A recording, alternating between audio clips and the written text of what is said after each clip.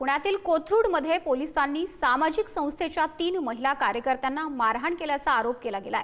पोलिसांनी घरात घुसून मारहाण आणि जातीवाचक शिवीगाळ केल्याचा आरोप करण्यात आलाय। नवऱ्याच्या अत्याचाराला कंटाळून घर सोडलेल्या 23 वर्षीय विवाहितेला मदत केल्यानं मारहाण झाल्याचा दावा करण्यात आलाय। मारहाण करणाऱ्या पोलिसांपैकी एक व्यक्ती हा पीडित विवाहितेच्या नवऱ्याचा नातेवाईक असल्याचाही दावा आहे। दरम्यान खासदार सुप्रिया सुळे यांच्याकडून या प्रकरणाची सखोल चौकशी करण्याची मागणी केली गेली आहे। सामाजिक महिला कार्यकर्त्यांना मारहाण करणाऱ्या पोलिसांवर कारवाई करण्याची सुप्रिया सुळेंनी मागणी केली आहे। दरम्यान आम्ही मिसिंग महिलेच्या तपासासाठी त्या सामाजिक कार्यकर्त्यांच्या घरी गेलो होतो, कोणतीही मारहाण केली नाही असं कोथरूड पोलिसांनी या सगळ्या प्रकरणावर स्पष्टीकरण दिलंय।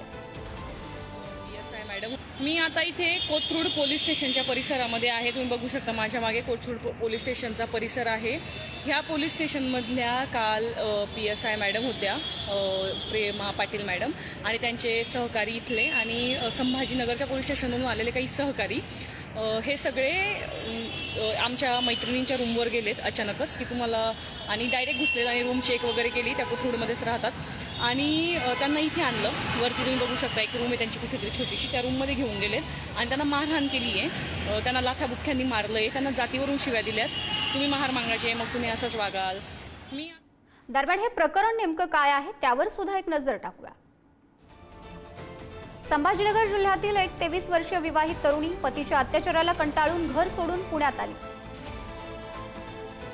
संभाजीनगरहून पुण्यात आलेली हीच पीडित तरुणी कोथरूडमधील काही महिला सामाजिक कार्यकर्त्यांच्या संपर्कात आली। पीडित तरुणीला कोथरूडमधील महिला सामाजिक कार्यकर्त्यांनी वन स्टॉप सखी सेंटरमध्ये दाखल करण्यास मदत केली।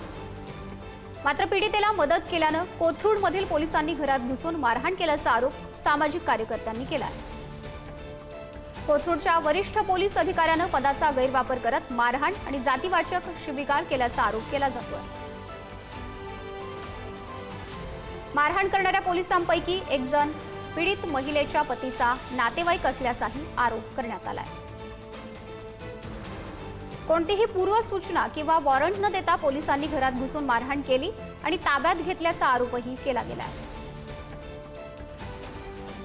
तर मिसिंग महिलेच्या तपासासाठी सामाजिक कार्यकर्त्यांच्या घरी गेलो होतो, मारहाण केली नाही असं स्पष्टीकरण या सगळ्या प्रकरणावर पोलिसांनी दिलंय।